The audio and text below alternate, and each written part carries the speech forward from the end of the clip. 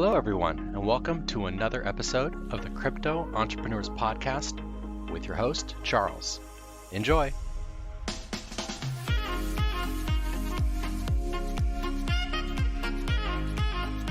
Hello, and welcome to episode 3 of the Crypto Entrepreneurs Podcast.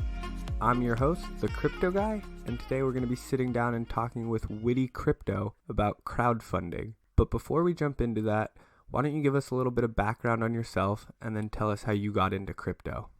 I'm a software developer by trade.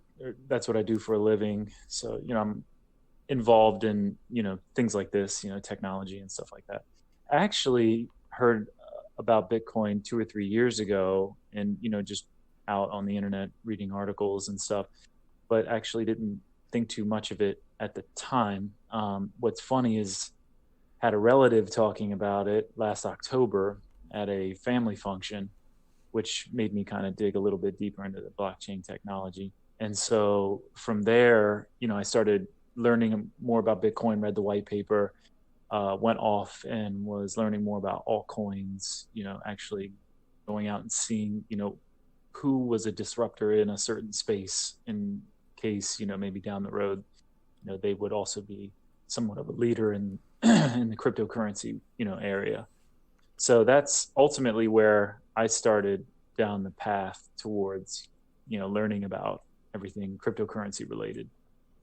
I feel like everyone has kind of a similar story where they either read about it or heard about it. And then, in my case, I kind of just dismissed it at first. And then, you see more articles and you start to read about it more and hear about it more. And then finally it kind of dawns on you that, okay, this is something, we have something here.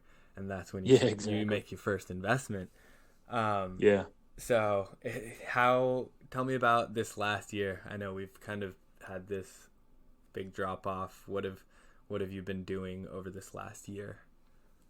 So I was probably your quintessential noob in the sense of, I think the underlying thing that I didn't understand or appreciate enough was like the market cycle of understanding this massive impulse wave that goes up and then, what needs to happen for it to kind of cool down. So this last year for me has just been absorbing everything I can with regard to trade, learning how to trade, learn how to read charts, understand, market cycles and patterns. So I've just been diving as deep as possible into, I have Binance up every single day. There hasn't been a day in the last year and 3 months that I haven't looked at a chart and, tried to understand. And initially, without fully understanding trading, I, like so many others, got wrecked in certain coins. So I'm a bag holder in some alts. But what I did was, instead of saying, forget this, I'm out of here, because I believe in the technology, I believe in the future of all of this, I didn't take it as a defeat. I took it as a opportunity to learn. And so this last year for me has just been trying to understand more and more from a trading and chart perspective, how things work. And, I just love it. I could look at charts all day long. I mean, for me, it like makes my brain happy. So yeah, that's mainly been it. I mean, I think joining CT, I joined back in January of 2018, was I got out there to really follow some of those people, that I believed were good traders and understood the technology a little bit better than me. And so what that did was that allowed me to see these people. They're making suggestions. They're talking about things with regards to TA that I had no idea, but it was enough to get me to say, okay, I'll take that piece of information that I just saw and go dig a little bit deeper on my own. Or, okay, they're talking about XRP, or they're talking about Tron, or they're talking about XVG. Let me go look a little bit more into what exactly, those coins are doing. Like initially I started off and kind of fell somewhat into that hold meme and, kind of bought with just the understanding of, okay, I'm going to buy here with the expectation that it would just continue to rise over time. And then as I saw, the market continue to drop and drop and drop, that was when I got my first exposure to a market cycle. And it made me realize, okay, it doesn't always go up. It goes up, it goes down, it goes up and goes down. And we actually have to move through a process of, capitulation and accumulation and stuff like that. So this last year has just been absorbing, aligning myself with the right people, like Koma and Chinggis and Llama and Gems and Unity. They all are good traders. Count, all those guys. I've kind of aligned myself with them to learn, and then some other people that I've found like Chart Vampire and Filicone. I know there's like all kinds of drama around Filicone, but I find him to be a great trader. And, so I looked into Elliott Wave, and I just, over the last year, has really just been aligning myself with the right people, figuring out the right things to learn, and like learning how to control my emotions in trading and waiting. I mean, sometimes it could take me days. I could start seeing a chart that I think is, setting itself up, but I'm not, it was learning how to be patient. So a lot of those things are what I've been doing over the last year with regard to just cryptocurrency and just absorbing as much information as possible. Awesome. So you touched on a lot there. Kind of want to just recap some of it. For everyone who's listening who might not be on crypto Twitter, some of those people he mentioned, they're big in the community. I can throw some Twitter handles down if you want.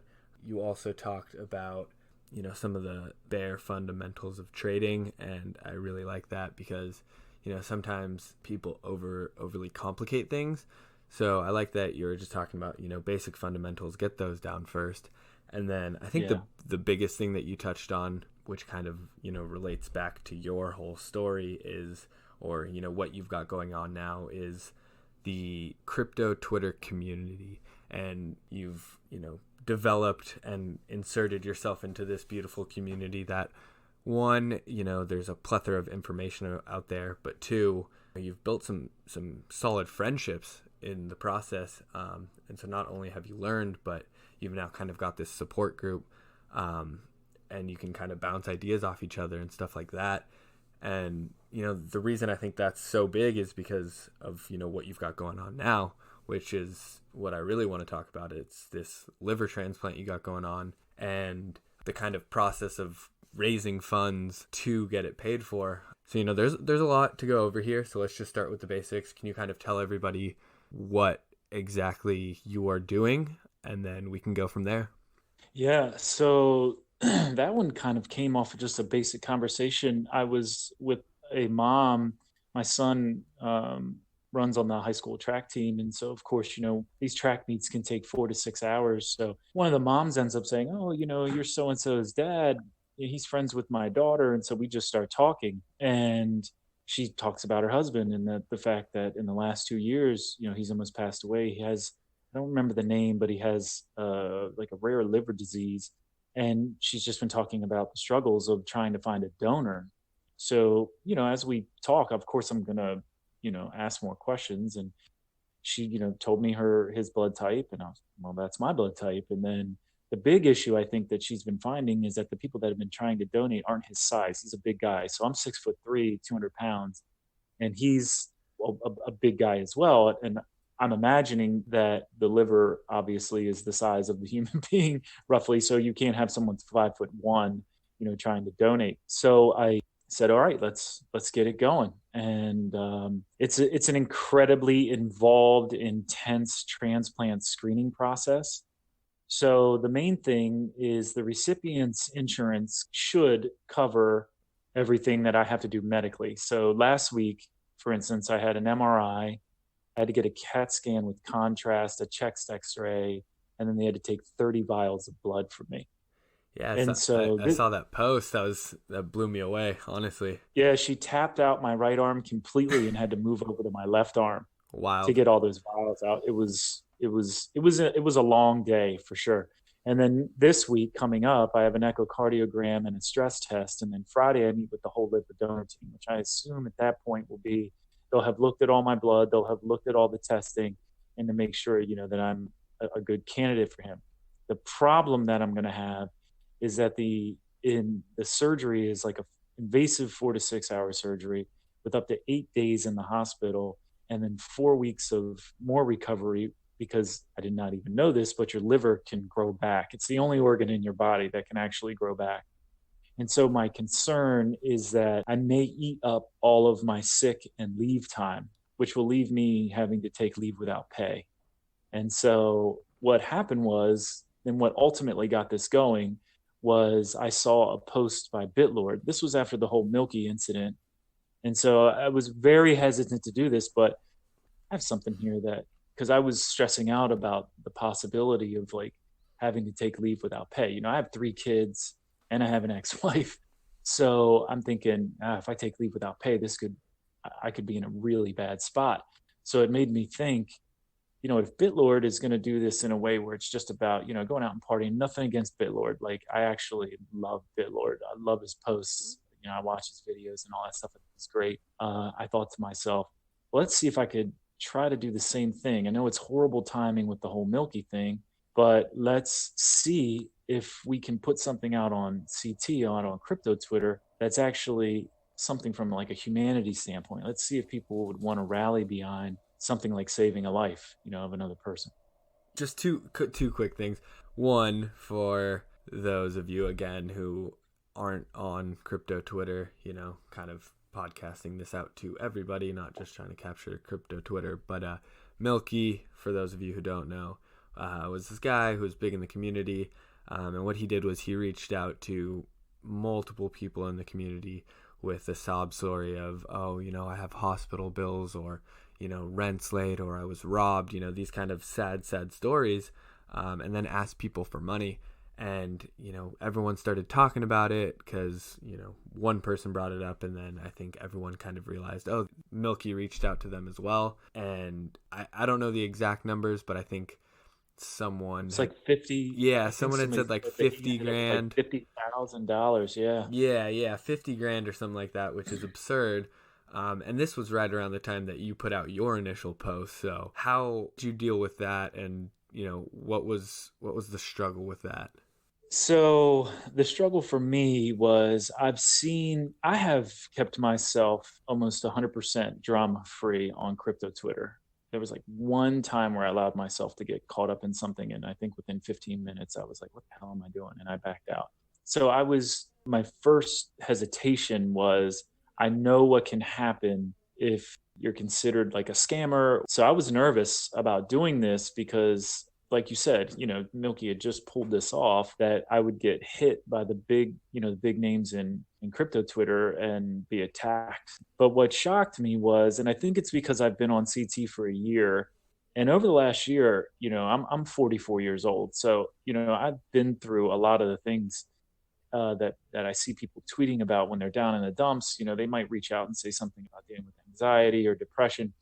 And I've taken a lot of my time to reach out to people in the DMs to like really try to like walk them through that. And so I think what ultimately helped me not catch hell as a scammer, I think there was only one guy who tried to call me out as a scammer. And I didn't even tag anybody. I just tried to get into a conversation with him. You know, I was like, look, I completely understand that's healthy skepticism. You know, that's not what I'm about.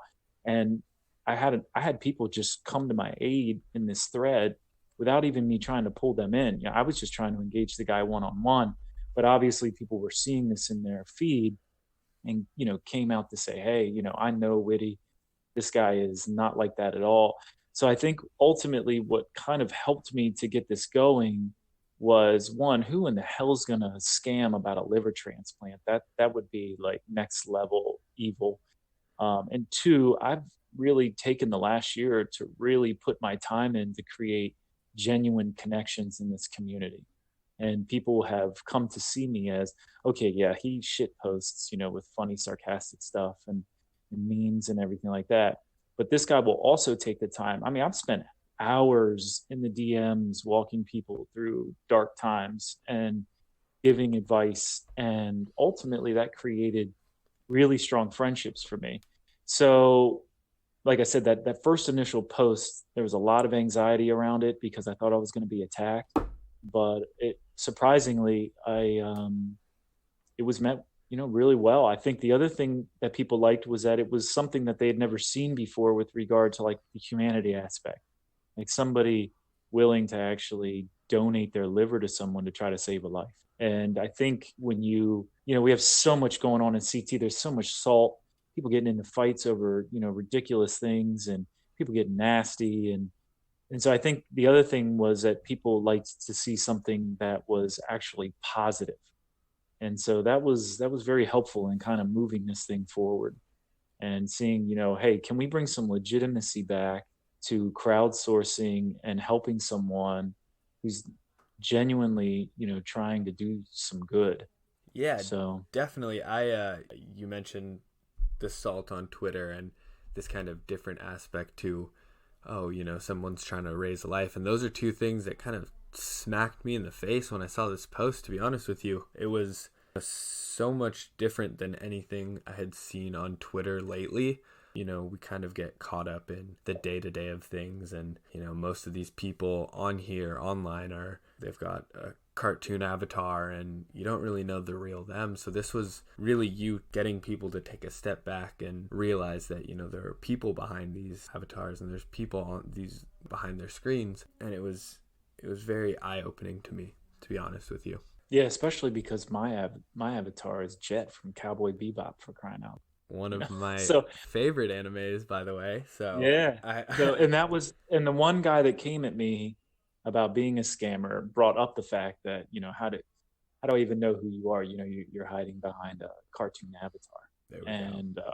yeah, so and So- like I said, I'm a person that if people do try to engage with me in that way, or I'm in a thread and that kind of salt starts to go down. I mean, this has been a tough bear market, man. It's brought out some pretty intense emotions in people. Like I said, at 44 years of age, I've been through so much and dealt with so much. I'm very understanding of human nature and human psychology. So, I usually 99.9% of the time keep my cool, and you will never see me fly off and start cursing at someone or calling them names or anything like that. I'm too old for that shit. So I engage people at more of a core, like calm. I try to keep calm level going and stuff like that. So that was ultimately, like what came from that when that one guy tried to call me out as a scammer. Did you end up getting that sorted with him? Are you guys okay now? Or Yeah, man, I think we actually both follow each other. And since then, because I didn't fly off the handle and engaged him in a calm way and addressed his concerns and understood his concerns, it's very important when you get into these things with people is to try to show them that you're ultimately understanding of where they're coming from. He was able to see, okay, this guy's not an asshole. And at this point, I believe we both follow each other, and we've even engaged since then on some other tweets in a very respectful way and stuff like that. So right on. I love that. Kind of squashing the beef, getting coming together. That's super awesome. So again, you covered a bunch of stuff. I just kind of want to recap it, making sure that you are seen as a legitimate person when trying to raise funds, especially in kind of a market that has been known to be full of scammers. So big things are you really want to get in close and in touch with the community. Personally, myself, I wouldn't be giving out money to any random person. If I've seen your face or seen you interacting before, and we've had some sort of interaction, that kind of brings a little bit of legitimacy to it.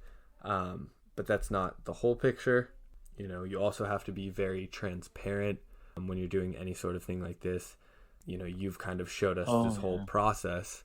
Yeah, that was one thing that I definitely made sure too, was that, I made sure that people understood from the moment that they gave that those funds would not be touched. And if at any point they wanted those funds back, that they would be available. And from what I had heard with Milky, I think he had told people, hey, I'm going to take your money. I'm going to, trade it and get even more back and give you more back. What I let people know is this money will never be traded. It will be, I created a list. I have a journal of everybody that's given that I know of. And anybody that donated to me and DM'd me to let me know that they did, I told them that their name is now down in my journal and that those funds will never be touched.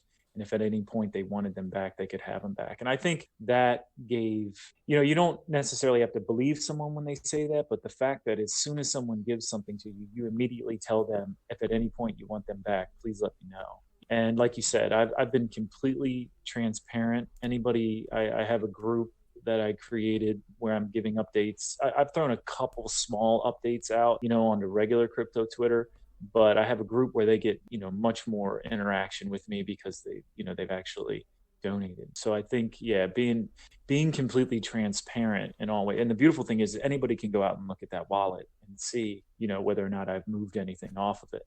And so at this point, it just shows received. It hasn't shown that I've withdrawn any. Yeah, so that's probably the biggest thing is the transparency. And as people start to donate and see that you are being extremely transparent, I think it kind of builds some momentum to where more people are seeing this as legitimate. And it's kind of snowballed into this post that's gotten, a lot of interaction. You've seen multiple people donate. And then, the last two things, be real and have fun. I know those are very cliche things to say, but I mean, you're on here, you're on Twitter, you're interacting, you're posting, you're having a good time. And that's really shown you as this kind of positive person who is just having a good time and is really a good person at heart. And I think that people are able to connect with that a little bit more, and are a little bit more willing to donate when they know it's going to someone like that versus someone who's, cold and shut off and is just looking to raise money for, any sort of cause. Yeah, I definitely think the fact that, I haven't slowed down any of my tweeting. And if you go through my feed outside of, super smart ass comments every now and then, nothing is ever negative. I don't ever break anybody down out in this community because, like you said, behind every avatar is a person. And I've gained a lot of momentum in just the last 2 months, just because, the way that I engage with people. I think with the salt that's out there and how bad the bear market's been, it's kind of refreshing, I think, to have accounts out there that don't get caught up in that and actually try to help build people up instead of break them down. So I guess next question would be, you've got this crowdfunding project that you're working on now and in the near future, but what are you most excited for in the coming months with regards to, one, what you're doing here, but then also two, just in crypto in general?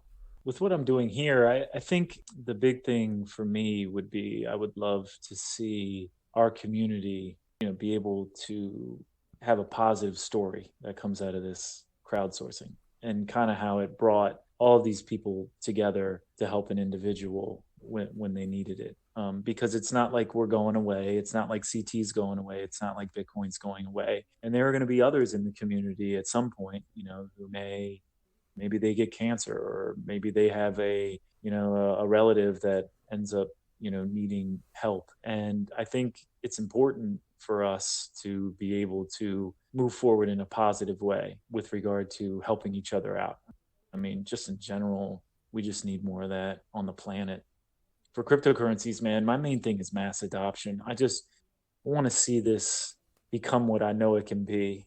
And I don't know if it's going to be an altcoin that does it, if it's going to be an XRP, or whatever other coin that might be out there. I want to see mass adoption. That's like the thing that is got me most excited, is seeing traction, when it comes to positive articles coming out and people, like you said, moving peer to peer and kind of moving away, from the traditional banking system and stuff like that, and working more as like a global society.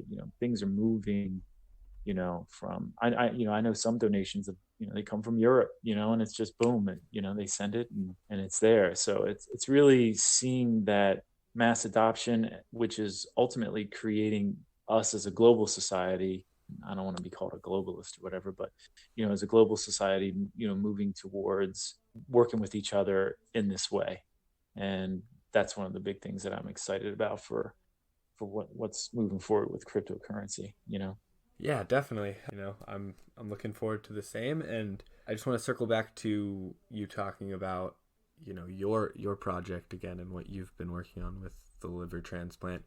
and how you're excited that you say to see more projects or more crowdfunding in relation to these positive things that people are doing. And I love that because one, it's extremely selfless of you to say, hey, I want more people to do this and not talk about your project again. But two, if there are people who are listening that are going through some rough times and are maybe trying to put together something similar to this, do you think it would be a problem if they reached out to you and kind of got some tips and tricks that you maybe haven't dropped here, or that, just small things that may have slipped through the cracks?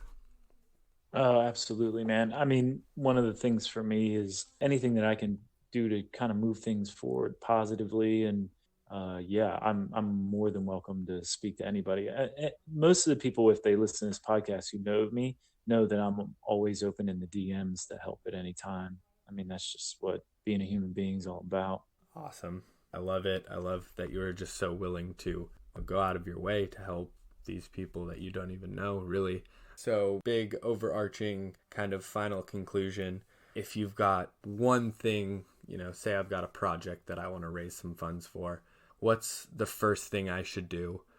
Or, what would you do if you were starting your crowdfunding project over again with all this information that you now have and now know? I think the main thing that I've done so far has been transparent. Like I said, I think we talked earlier in the discussion about, you as an individual are also going to have some legitimacy out within the community. You can't hear about, hey, did you hear that this guy, crowdsourced BTC on crypto Twitter, and then go jump on, crypto Twitter and expect to, put something out there and people jump on board. I've put a lot of time and effort into my relationships with people on crypto Twitter. So I think those two things are important, being seen as a legitimate figure in this community, as well as, being completely and totally transparent and showing people that, look, if I don't need these funds eventually, I will give them back. And I know that's you just saying it, and ultimately, you could never do it. But that's where I think, having been a member of a community for so long and being transparent from the very beginning about every move that you make with regard to, hey, these funds are sitting here out on this wallet address. They will never be, and people can go out anytime and they can see whether or not anything's been moved, on or off. Those things are key. And then if you do have those things, so let's say you are a member of the community and you've been out there for a while and you've made those genuine connections, it really is creating that first tweet with as much information in it as you possibly can. Really has to address every single aspect of what you're doing, what you're going to provide to people if they do decide. So my first tweet said, I will put you in a group where I will give you full updates about this whole journey that I'm going through. And then ultimately let them know, give them the peace of mind that if at any point you want these funds back, they're yours. If I don't need them or you want them back. And what's been crazy so far is that everyone that's donated to me, I've told them, hey, I'm in the screening process right now. There is no guarantee that I'm going to make it and be able to donate my liver to this guy. I will give you back whatever. Every single person has told me, nope, keep it. Who's told me that they've donated, I've always said, I've got your name down. I've got the amount that you gave me down. Just let me know when you want this back. And they've all said, nope, keep it. That's awesome. Which has been a beautiful thing. Yeah, that's so maybe what could be even great about this is that, let's say I never need to use it because I don't end up using up all my sick and leave time. And then the next person that goes out to do a crowdsource, guess what I get to do? I get to pay that forward and I get to donate to their crowdsourcing effort. There we go. With no expectation. I'll tell you one thing I've learned in life at 44 years of age. There is nothing more beautiful than giving to another human being with no expectation of receiving anything in return. And so that's what these people have done so far. They have given to me with no expectation of receiving anything in return. And they've asked for updates, but they haven't asked for me to go out and trade it and try to make more and, give them a return on their investment. They've just said, do it. So the beautiful thing is, like I said, is if down the road I don't end up needing to use anything, the next crowdsourcing that I see out there, that looks legitimate, I get to donate to that and pay it forward with no expectation of receiving anything. There we go. So the biggest thing for our listeners is take that extra step. Like you said, you can just say these things of, oh yes, I'll pay you back, but to actually reach out to each individual person and say, hey, I will get you these funds back, even if they don't believe it and it means nothing to them. You've taken that extra step. And in the original post, you laid out every single thing that's going on. So taking that extra step and the extra time, and then keeping everyone informed, just keeping up on posting about it so that people continue to see it and, it just resonates with them so that you can really draw in the biggest crowd you can. I think that's ultimately what has made yours and what will make other people's crowdfunding projects the most successful that they can be. So I really appreciate you sitting down and talking to us about the whole process. Can we get a number on how much has been donated thus far? So far I'm sitting at 0.247 BTC, and another individual was kind enough to donate 3.03 Dash as well. Wow, awesome. So yeah, I mean, you've got your Bitcoin address in the post. If anyone reaches out, just ask for his Bitcoin address. He can get that. Yeah, too. it's on that pin. It's on my pinned tweet. There we go. Top tweet. The other thing too, man, is that anyone is more than welcome to reach out to me in the DM if they want any more information, any questions before they donate. If they want that information, I'm an open book. Anybody that knows me on CT knows I'm an open book. So perfect. And then also I will get your Bitcoin address. I'm going to put a couple addresses in there because we've got different communities on Twitter, or I'll get like an XRP wallet address, a Litecoin wallet address, Ethereum. I'll get them all and I'll put them in the description. That way, if anyone listening wants to donate, they'll have that option too. Yeah, awesome. Thank you very much for that, man. Right on. Well, again, thank you for coming on. I really appreciate you taking the time to kind of explain everything that's gone into this so far. And I look forward to getting some updates from you. All right, guys, that wraps up another episode. And I just want to take a quick second to ask you a huge favor. If you found anything in the episode helpful, or it's been inspiring to you in any way, I just ask that you share it with your friends, family, anyone you know on social media, and hopefully we can help them out as well. Have a good one.